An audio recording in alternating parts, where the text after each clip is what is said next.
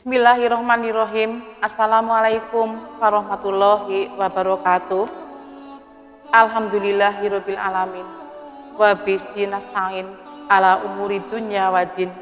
Wassalatu wassalamu ala asrofil mursalin wa ala alihi wa sahbihi ajmain. Amma ba'du. Segala puji bagi Allah Subhanahu wa taala, teriring doa dan keselamatan semoga terlimpah atas Nabi dan Rasul termulia Muhammad Shallallahu Alaihi Wasallam, juga atas keluarga dan para sahabat, serta kepada semua yang mengikuti mereka dalam kebenaran sampai hari kiamat nanti. Pertama-tama marilah kita panjatkan puja dan puji syukur atas kehadirat Allah Subhanahu wa taala yang mana telah mempertemukan kita pada kegiatan Amaliyah Ramadan SMP Negeri 2 Sokaraja dengan keadaan sehat walafiat. Sholawat dan salam tak lupa kita junjungkan kepada Nabi Muhammad Shallallahu Alaihi Wasallam bersama ahlul baitnya, juga kepada guru-guru kami, orang tua kami, saudara kami, dan para siswa-siswi SMP Negeri 2 Sokaraja.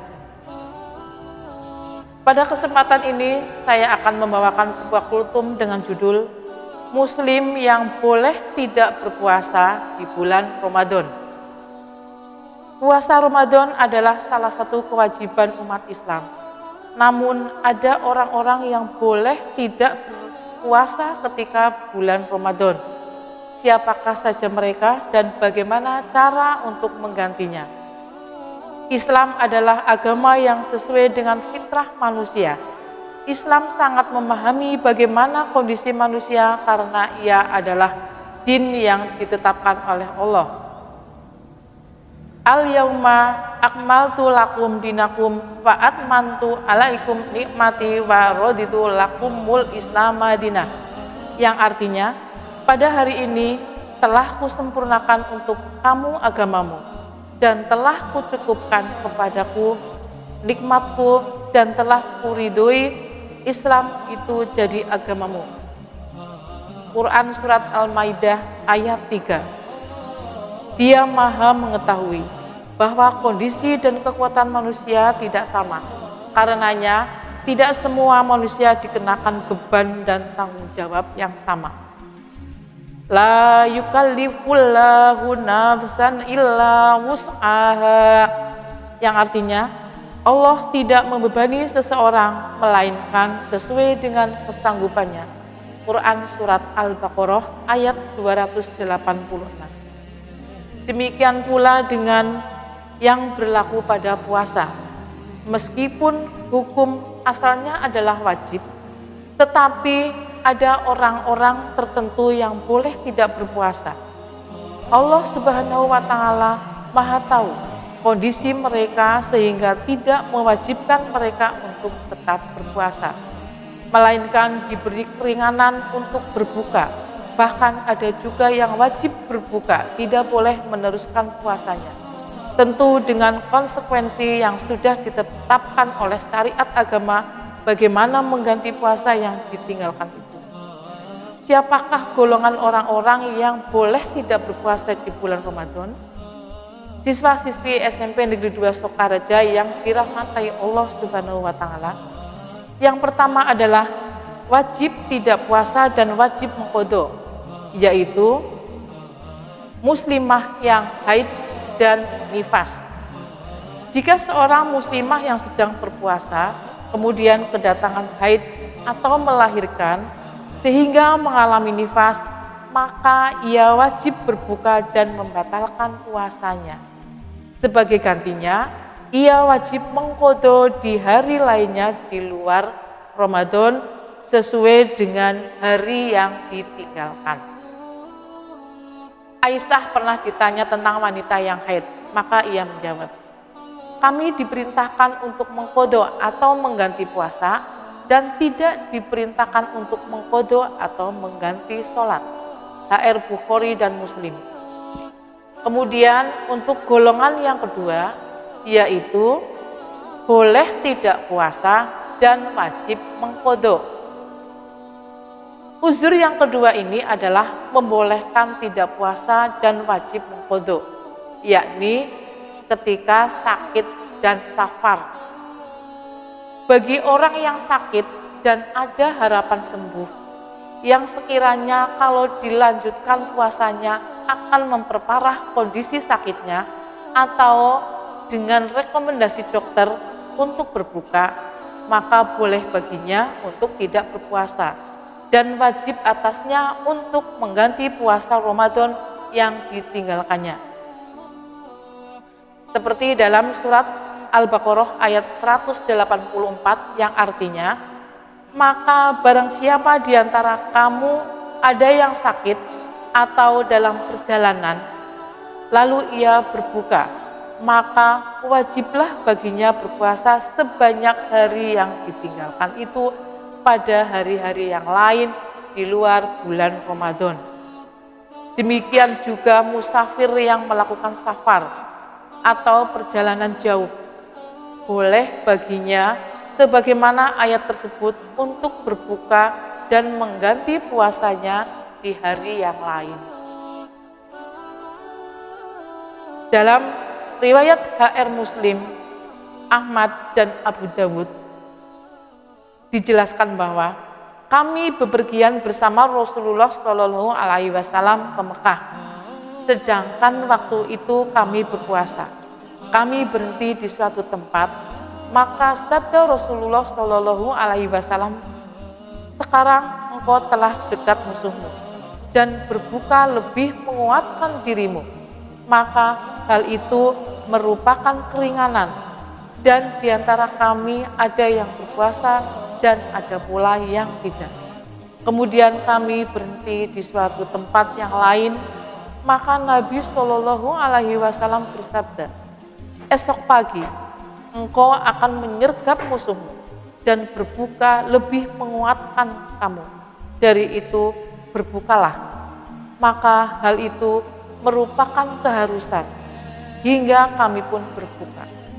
Lalu di belakang itu engkau lihat kami berpuasa lagi bersama Rasulullah Shallallahu Alaihi Wasallam dalam perjalanan berikutnya. Kemudian golongan yang ketiga, boleh tidak puasa dan diganti dengan fidyah.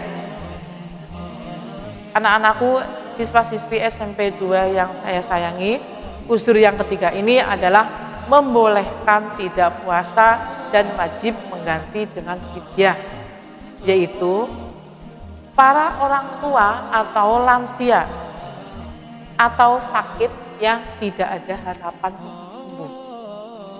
Orang yang telah lanjut usia, yang susah untuk berpuasa, serta orang yang sakit dan tidak ada harapan untuk sembuh, maka bagi mereka itu adalah uzur yang membolehkannya untuk tidak puasa Ramadan. Sebagai konsekuensinya, mereka diwajibkan membayar fidyah. Seperti yang tersurat dalam Quran surat Al-Baqarah ayat 184 yang artinya, dan wajib bagi orang-orang yang berat menjalankannya, jika mereka tidak berpuasa, maka membayar fidyah, yaitu memberi makan seorang miskin. Bahwa Ibnu Abbas berkata mengenai firman Allah, dan wajib bagi orang-orang yang berat menjalankannya jika mereka tidak berpuasa membayar fidyah, yaitu memberi makan seorang miskin, merupakan keringanan bagi orang tua yang telah lanjut usia, baik laki-laki maupun perempuan yang telah payah untuk berpuasa, agar mereka berbuka dan memberi makan untuk setiap hari pada seorang fakir miskin. Begitu pula dengan wanita hamil dan menyusui. Jika mereka khawatir akan keselamatan anak-anak mereka, mereka boleh berbuka dan memberi makan. HR Abu Dawud. Kemudian golongan yang keempat adalah golongan boleh tidak berpuasa dan penggantinya ini masih diperselisihkan. Artinya ada beberapa pendapat, yaitu Uzur keempat adalah membolehkan tidak puasa, namun diperselisihkan ulama apakah harus mengqadha atau membayar fidyah, yaitu kepada muslimah yang hamil dan menyusui. Anak-anakku, siswa SMP Negeri 2 Sokaraja yang dirahmati Allah Subhanahu wa taala. Menurut golongan Hanafi, Abu Ubaid dan Abu Sa'ur, mereka hanya diwajibkan mengqadha dan tidak membayar fidyah. Sedangkan menurut pendapat Ahmad dan Syafi'i, jika mereka berbuka karena kekhawatiran terhadap keselamatan anak saja, maka mereka wajib mengqadha dan membayar fidyah.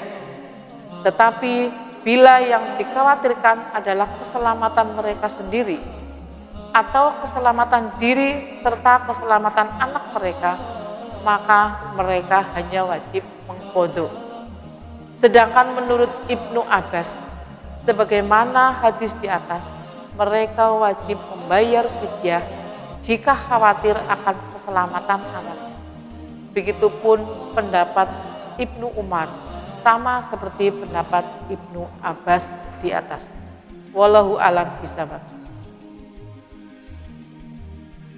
Akhirnya sampailah kita pada penutup kultum hari ini, yaitu hari Jumat tanggal 7 April 2023. Harapan yang baik adalah kita semua bisa mengambil hikmah yang ada di kultum Ramadan hari ini dan menjadi berkah kebaikan untuk kita semua. Terima kasih atas segala perhatian dari awal hingga akhir kultum, dan saya mohon maaf yang sebesar-besarnya apabila terdapat kekeliruan atau mungkin salah kata. Akhirul qawli, wassalamualaikum warahmatullahi wabarakatuh.